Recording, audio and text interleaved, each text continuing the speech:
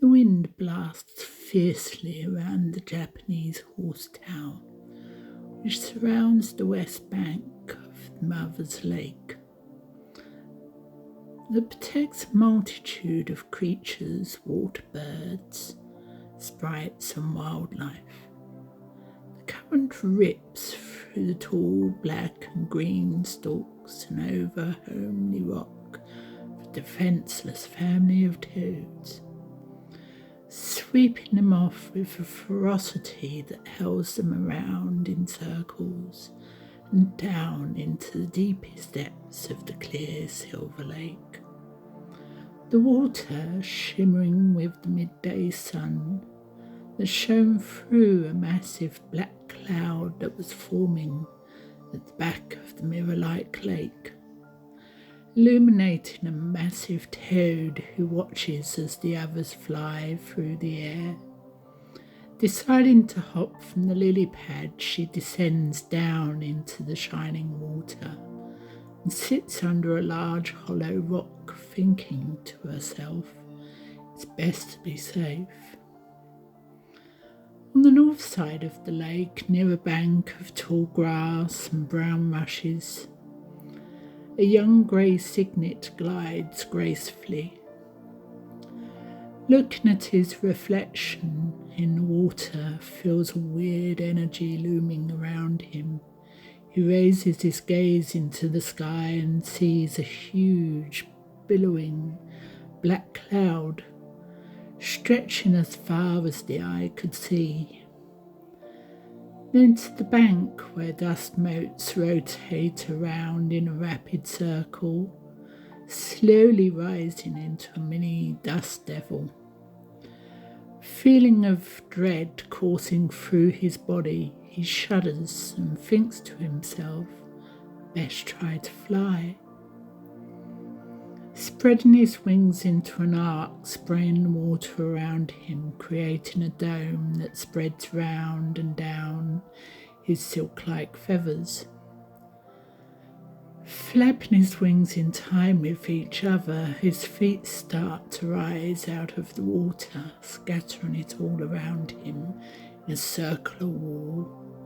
Both feet start to run on the water as he stretches his enormous wings out wide, feet leaving the lake surface, and as they do, the water cascades down from him in droplets, back into the water, causing several ripples that intermingle, creating a beautiful scintillating design that stretches out to the shoreline.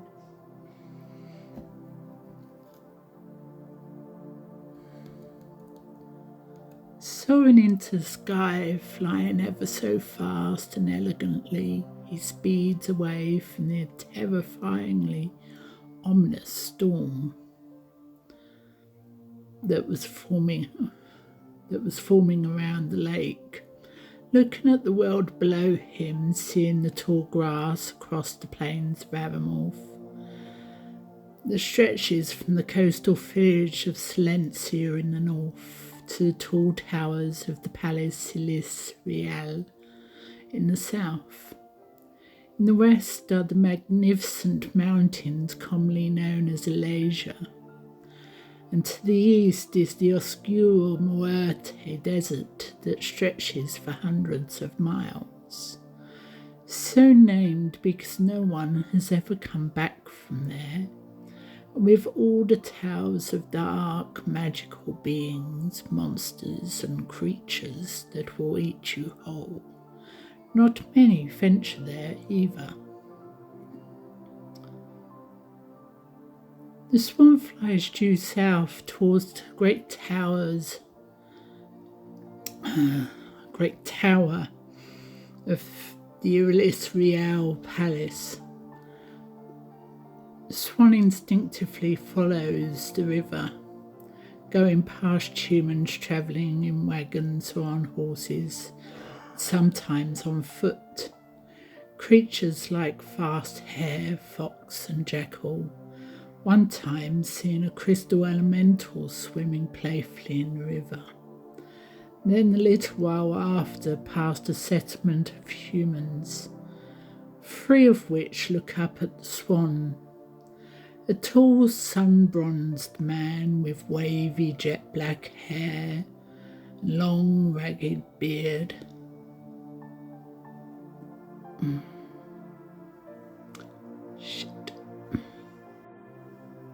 A long, ragged, black and silver-plated beard, glistening with sweat, rolling down his hair and over his massive pecs, down his torso, looks up at the swan with hunger in his emerald green eyes, a cold smile on his deep red lips, wearing black leather trousers. Thinks to himself, if only it was not out of reach of the arrows. A slightly shorter and slimmer man looks up with wariness in his azure blue eyes, as beads of sweat roll down his mousy brown hair and bronzed face, wearing a long black tunic with a leather belt, had his sword on the right-hand side and an axe on the left, wearing a silver medallion that laid upon his thick chest hair. On the guy's left was a mounting of a man with long golden hair and rippling muscles on his bronzed body, who was wearing a kilt made of golden fleeced ram skin. The wool, like his hair, was long and curly and reached to the ground, skin covering his.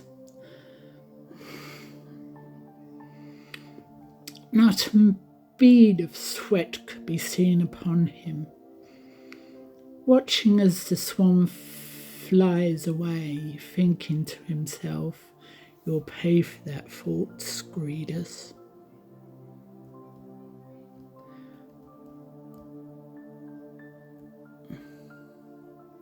All standing by a great crystal gate that protected a village of 13 round huts and one long house that was surrounded by a wall made of honey locust trees, all bunched together with the canopy woven over itself, then arched over the gate, was made of white crystal.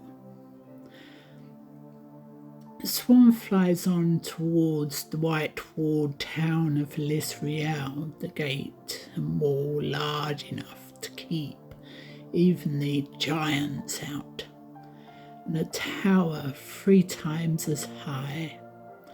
The swan, thinking they are weird-shaped trees and rock formations, decides that if there is somewhere that he could rest, it would be here.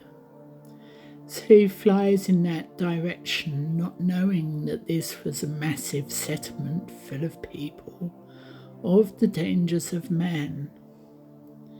He crests over the great stone wall, feet touching the white stone column on the left-hand side of the gates, and skims over a guard's hut towards the first few stalls. Hearing the calls of so many humans, some heckling, others crying, some calling to one another. It's a hauntingly beautiful, hypnotic sound of singing drums, a lyre and a flute weave around the numerous stalls and all of the people walking around the massive marketplace. The different smells wafting up to the young swan compels him to investigate this place. So he flies lower, going towards the 3rd stall, to see what can make such a loud noise and have such odours that he's never smelt before. A few people notice this signet and think, yummy. Others exclaim at how low this fellow is, wowed by the fact that he isn't showing fear as he flies through the crowd. The man in the first stall whistles like a wren and shouts, "Brave fellow!"